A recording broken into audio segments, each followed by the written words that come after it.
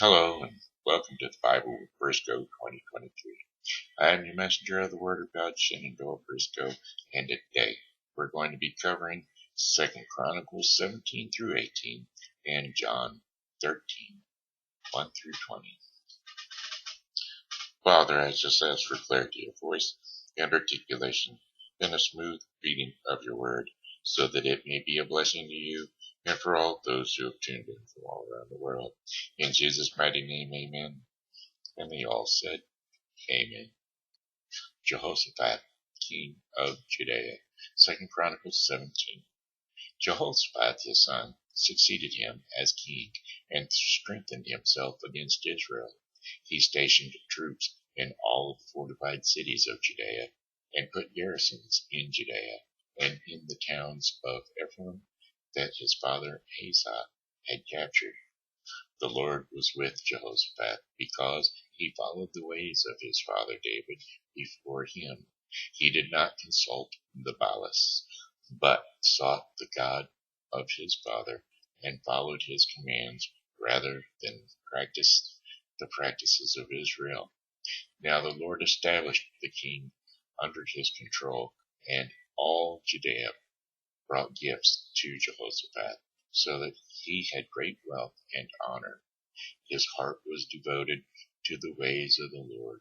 Furthermore, he removed the high places and the Asherah poles from Judea. In the 3rd year of his reign, he sent his officials Ben-Hali, Obadiah, Zechariah, Nathaniel, and Micaiah to teach in the towns of Judea, which with them were certain Levites: Shimei, Nathaniah, Zebediah, Eshel, Shemirath, Jehonathan, Adonijah, Tobijah, and Abijah, and the priest Elishma and Jerome. They taught throughout Judea, taking with them the book of the law of the Lord. They went around to all the towns of Judea and taught the people. The fear of the Lord fell on all the kingdoms of the land surrounding Judea, so that they did not go to war against Jehoshaphat. Some Philistines brought Jehoshaphat gifts and silver as tribute, and the Arabs brought him flocks, 7,700 rams and 7,700 goats. Jehoshaphat became more and more powerful. He built forts and store cities in Judea and had large supplies in the towns of Judea. He also kept experienced fighting men in Jerusalem. Their enrollment by families was as follows: from Judea, commanders of units of thousands: Abinah, the commander, with 300,000 fighting men. Next, Jehonah, the commander, with 280,000. Next, Amishai, son of Zechariah, who volunteered himself for the service of the Lord, with 200,000. From Benjamin, Elidiah, a valiant soldier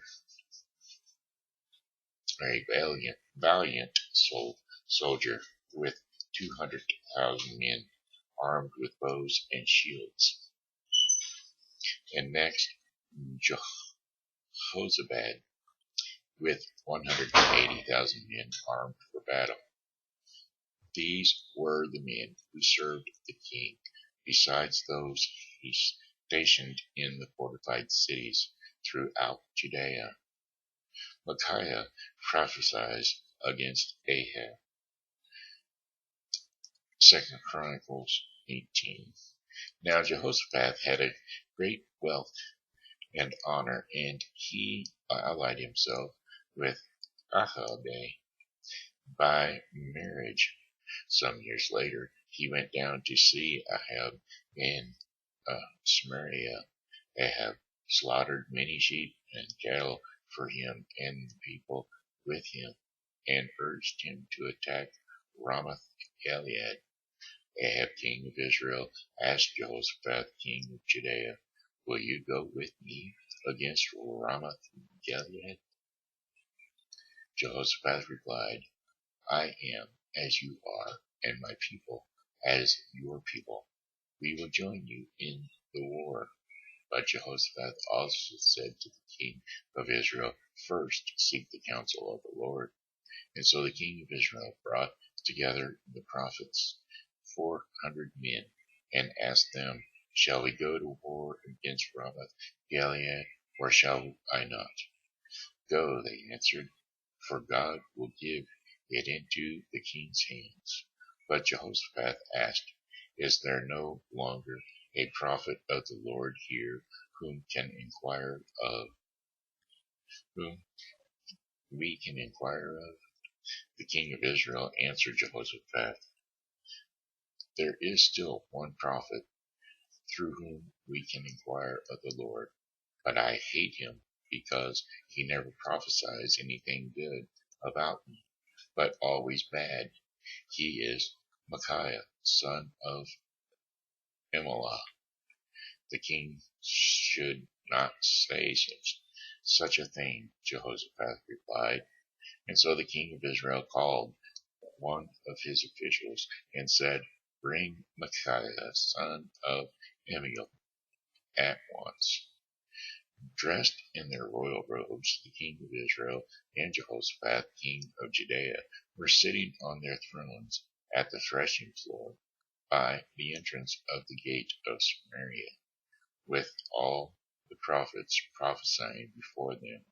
Now Zedekiah, son of Kenaiah, had made iron horns, and he declared, "This is what the Lord says. With these you will go, and you will gore the Arameans until they are destroyed." All the other prophets were prophesying the same thing. "Attack Ramoth Gilead and be victorious," they said, "for the Lord will give it into the king's hands." The messenger who had gone to summon Micaiah said to him, "Look, the other prophets, without exception, are predicting success for the king. Let your word agree with theirs and speak favorably." But Micaiah said, "As surely as the Lord lives, I can only tell him what my God says." When he arrived, the king asked him, "Micaiah, shall we go to war against Ramoth Gilead, or shall I not?" "Attack and be victorious," he answered, "for they will be given into your hand." The king said to him, "How many times must I make you swear to tell me nothing but the truth in the name of the Lord?" Then Micaiah answered, "I saw all Israel scattered on the hills like sheep without a shepherd, and the Lord said, 'These people have no master. Let each one go home in peace.'" The king of Israel said to Jehoshaphat, "Didn't I tell you that he never prophesies anything good about me, but only bad?"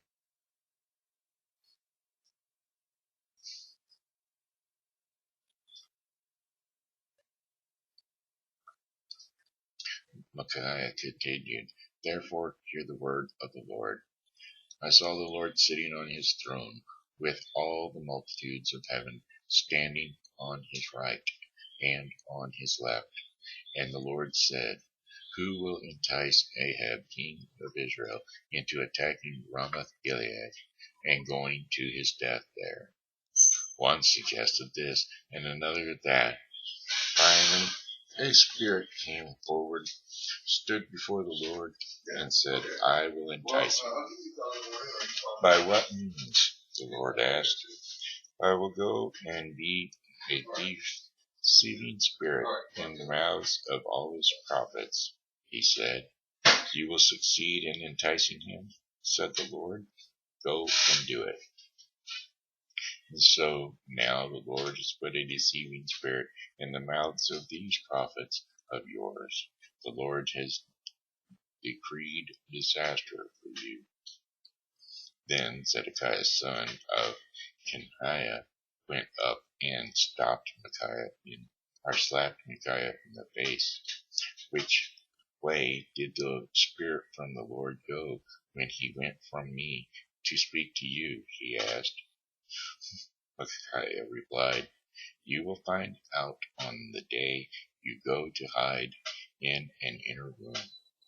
The king of Israel then ordered, Take Micaiah and send him back to Ammon, the ruler of the city, and to Joash, the king's son, and say, This is what the king says.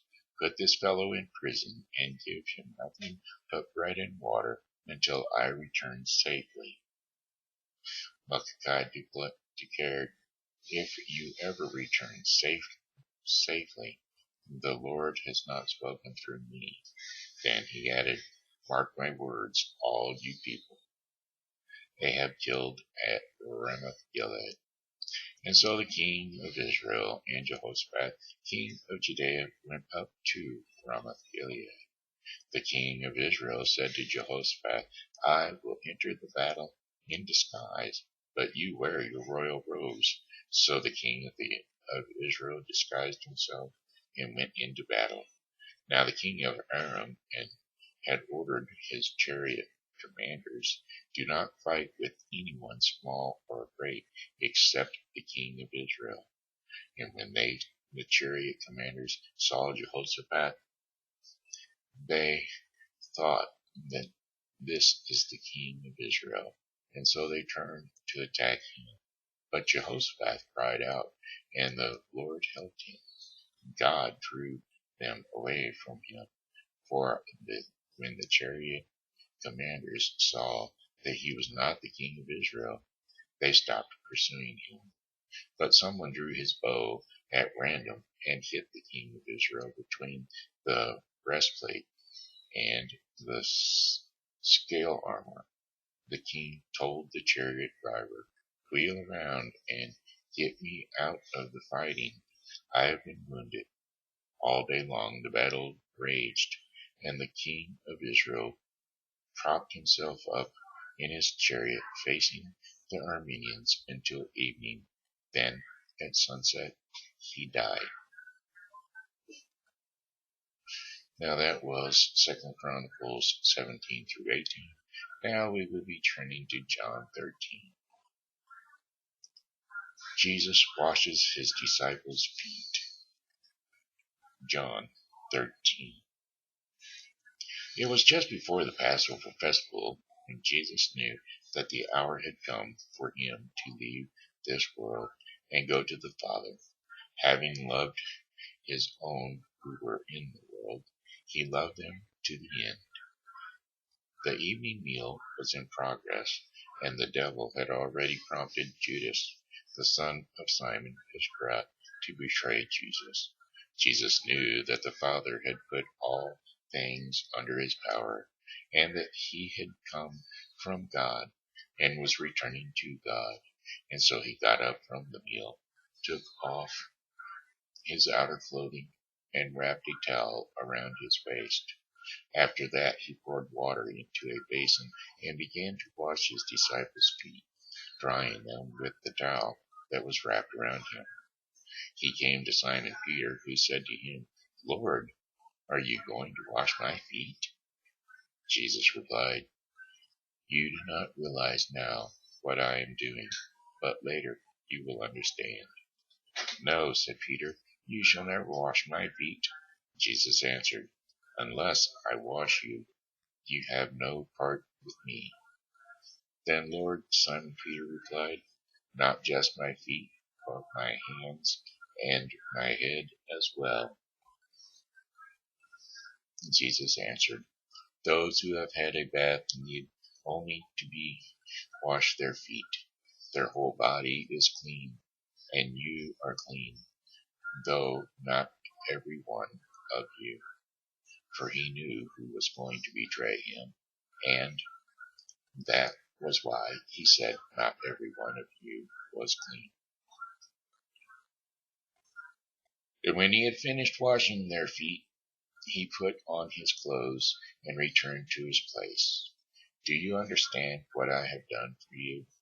He asked them. You call me teacher and Lord, and rightly so, for that is what I am. Now that I am your Lord and teacher, have washed your feet, you also should wash one another's feet. I have set you an example that you should do as I have done for you. Very truly I tell you, no servant is greater than his master, nor is a messenger greater than the one who sent him. Now that you know these things, you will be blessed if you do them. Judas practices his betrayal. I am not referring to all of you. I know those I have chosen, but this is to fulfill this passage of Scripture. He who shared my bread has turned against me. I am telling you now before it happens, so that when it does happen, you will believe that I am who I am. Very truly I tell you, whoever accepts anyone I send accepts me, and whoever accepts me accepts the one who sent me. And that was John 13, 1 through 20, which concludes the Bible with Briscoe 2023 for today. Tomorrow we will be covering 2 Chronicles 19 through 20 and John 13, 21 through 38. Father, I just thank you for your word, because if it were not for your word, I would not be able to be your messenger of the word. And so I give you all the praise and all the glory. In Jesus' mighty name, amen. And they all said, amen. All right, hey, that does it for the Shin Show. That does it for the Bible with Briscoe. I thank you so very much for tuning into the Bible with Briscoe 2023. And as always, God loves you. So do I. So come back and see us tomorrow, because God willing, we'll be here. And be blessed, and please like and share.